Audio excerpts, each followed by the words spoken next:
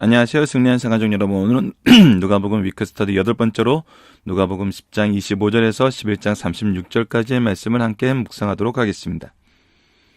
승리한 삶은 말씀 중심 예배 중심의 성경 전문 교사를 양성하기 위해서 만들어진 성경 공부 교재입니다. 승리한 삶은 2017년 2월 누가복음 7장에서 11장까지의 말씀을 함께 묵상하고 있습니다. 승리한 삶은 발행이신 박유일 목사님의 구속사로 조망한 성경 연속 강해집 누가복음을 통해서 편집이 되었고, 이번 달 내용은 누가복음 2권에 대한 내용으로 구성되어 있습니다. 지난 2016년 12월 창세기 1, 2, 3권이 신간으로 출간되었습니다. 저희들 오늘은 이 누가복음 구조를 보는 날입니다. 전체 구조를 통해서 우리에게 주시는 하나님의 말씀의 본뜻이 무엇인지 찾고 있는데, 우리가 서론에서는 오래됐지만 다시 한번 기억을 해보면은 하나님께서 예수님에 대해서 증언하시기 위해서 세운 사람들이 나타납니다. 하나님은 이 사람들에게 하나님의 은혜의 말씀을 허락하시면서 이 은혜의 말씀 속에서 서로들의 믿음이 더욱더 견고하게 짜여져 가는 것을 보게 하십니다. 이 얘기는 하나님께서 하시려고 하셨던 그 구속사의 은혜가 일이 하나님이 세우신 사람들, 구속사의 능력 있는 일꾼들을 통해서 은혜로서 그들에게 주어졌는데, 그 은혜가 서로에게 또 무엇이 되냐면 믿음의 확신이 된다는 겁니다. 더욱더 공고한 믿음의 사역을 우리가 볼 수 있고, 그 후에 무엇이 일어나냐면 중심 인물이었던 세례 요한에서 예수님으로 이 복음이 어떻게 연결되는지, 이 복음 사역이 어떻게 준비된 대로 이루어지는지를 우리가 보게 됩니다. 그리고 나서 예수님의 복음 사역을 갈릴리 활동을 통해서 나타내실 때는 무엇을 먼저 가르쳐 주냐면 예수님이 누구신가에 대해서 얘기해 줍니다. 특히 예수님의 정체성에 대해서 얘기를 해줍니다. 그래서 예수님이 이 땅에 오신 것은 복음을 위한 것이고 천국의 확장이고 우리의 구속이었음을 우리에게 알려줍니다. 그래서 이것이 예수님을 통해서만 이루어질 수밖에 없음을 하나님의 은혜의 통로가 되시는 예수님에 대해서 가르쳐주고, 이때 이 예수님을 전하는 제자들의 모습에 대해서 우리에게 가르쳐줍니다. 그래서 제자의 모습이 어떠해야 되는지 가르쳐줘요. 하지만 이것이 온전히 이렇게 잘 적용되지 않습니다. 예수님에 대해서 바로 이해되지 않아요. 예수님이 누구신가에 대해서 제자들도 바로 인식하지 못해요. 하지만 예수님은 포기하지 않으시고 어떻게 하시죠? 계속 가르치신다는 겁니다. 계속적으로 은혜에 은혜를 더하신다는 것이죠. 그리고 나서 이제 마지막 때가 가까웠음을 알고 이제 십자가의 죽으심과 하늘나라로 다시 승천하셔야 되는 그때가 가까우심을 알고 예루살렘으로 향한 여행을 하시기 시작하십니다. 예루살렘으로 향한 여행 중에서도 예수님은 여전히 천국 복음에 대해서 얘기하시고, 이 천국에 들어가는 영생에 대해서 얘기하시면서 이 영생과 이 영생을 얻게 만드는 은혜에 대해서 계속 얘기하십니다. 그래서 이 은혜가 되시는 예수 그리스도, 하나님의 일하심에 대해서 계속적으로 우리에게 얘기해 주고 있습니다. 그래서 우리가 이번 주에 우리가 살펴볼 부분이 바로 이 부분인데, 선한 사마리아인의 비유에 대해서 우리가 내일 이 부분을 살펴보게 되겠지만 중심으로 봐야 되는 것이 무엇이냐면 이 선한 사마리아의 비유가 나오기까지의 과정입니다. 한 율법 교사가 처음에 어떤 의도를 가지고 예수님께 우리가 무엇을 하여야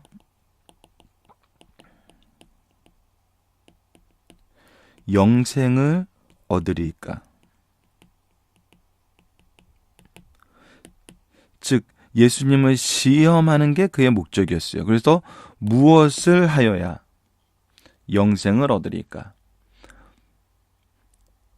그리고 나서 두 번째는 예수님께서 성경에 무엇이라고 기록되어 있나 그랬을 때 하나님을 사랑하고 이웃을 사랑하는 그 말씀을 하실 때 그대로 하라고 했었어요.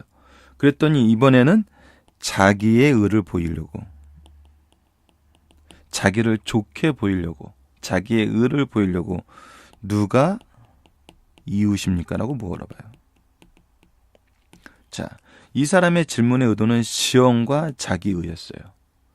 이것에 대해서 예수님은 무엇을 얘기를 하시냐면 은혜를 얘기하고 계신다는 겁니다. 시험하는 자에게 하나님의 은혜를 얘기를 해요. 그리고 그는 스스로 얻는 영생에 대해서 궁금해하고 자기의 의를 얘기하지만 예수님은 무엇을 얘기해요? 은혜를 얘기해요. 자기를 시험하고 자기를 자랑하는 자에게도 은혜를 얘기하고 영생에 관한 이 말씀에 대해서도 은혜를 얘기해요. 즉 은혜를 알지 못한다면, 은혜를 통한 영생을 알지 못한다면 결국 잘못된 길로 가게 됨을 보게 돼요. 그래서 이 영생과 은혜의 말씀을 우리가 하나님이 주시는 기준으로 바로 보지 않으면은 그 이후에 나타나는 여러 가지 말씀 안에서 우리가 우리의 어떤 것을 해야 영생을 얻을 수 있다는 이런 행위적인 영생, 이 부분에서 벗어나지 못합니다. 이 첫 번째 선한 사마리아인의 비유를 우리가 잘못 이해하게 되면은 영생이 은혜로 온다는 이 말씀을 강조한 것으로 이해하지 못하고 계속 무엇을 하여야 합니까? 무엇을 하여 예수님을 시험하고자 하기 위해서 만들었던 이 잘못된 질문의 프레임에 우리가 스스로 갇히게 돼요. 그래서 이번 주 말씀은 우리 특히 예루살렘으로 여행해서 예수님께서 보여주는 이 말씀은 영생은 은혜로 온다는 이 말씀을 우리에게 너무나 철저하게 설명해 주고 있다는 것을 우리가 기억하면서 이 말씀을 보시면은 예수님께서 예루살렘 활동에서 왜 그렇게 죽으셔야 됐는지, 그리고 죽으시고 부활하신 후에 또 어떤 은혜를 우리에게 허락하여 주고 계시는지, 이 은혜를 통해서 영생의 길이 무엇이고 영생을 얻기 위한 방법이 무엇인지를 우리에게 어떻게 전하게 하시는지 사도행전까지 연결되면 그 내용을 우리가 더욱더 분명하게 이해할 수 있죠. 그리고 나서 승천하시는 예수님의 모습에 대해서 우리가 묵상하게 됩니다. 이런 내용 안에서 이번 주 우리가 말씀을 보는 것은, 자, 이제 이 아랫부분이 이제 우리가 앞으로 살펴볼 부분인데, 이 부분은 이제 지난주와 다르게 서론과 예수님의 갈릴리 활동 부분에 대한 세부적인 내용을 우선 생략을 했습니다. 그리고 예루살렘으로 향한 이 내용의 세부적인 내용을 지금 기록해 놨어요. 조금 전에도 설명했다시피 이 두 비유, 선한 사마리아의 비유와 한밤중에 방문하는 친구의 비유, 이 사이에서 참으로 중요한 일은 무엇인지에 대해서 우리가 이 은혜를 사모하는, 이 은혜를 사모하는 모습이 참으로 중요한데, 이 은혜를 사모하는 모습은 무엇이냐면 바로 예수님을 아는 것입니다.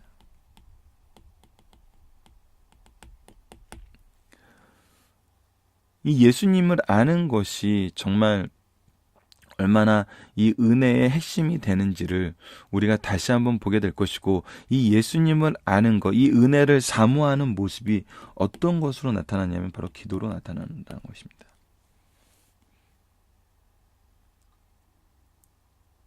그럴 때 우리가 바로 보는 예수님을 통해서 천국의 임재를 경험하게 된다는 겁니다. 어떤 때라도 예수님을 사탄이라고 몰아가고 오히려 비난하는 그 과정 안에서도 무엇을 볼 수 있어요? 천국의 임재를 볼 수 있습니다.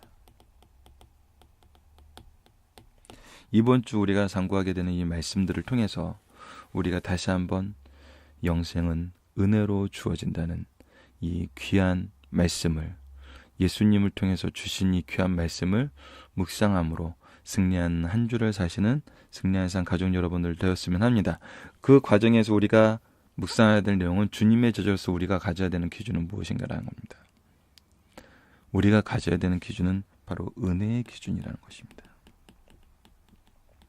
이것이 바로 하나님이 주신 바로 은혜의 기준, 예수 그리스도입니다.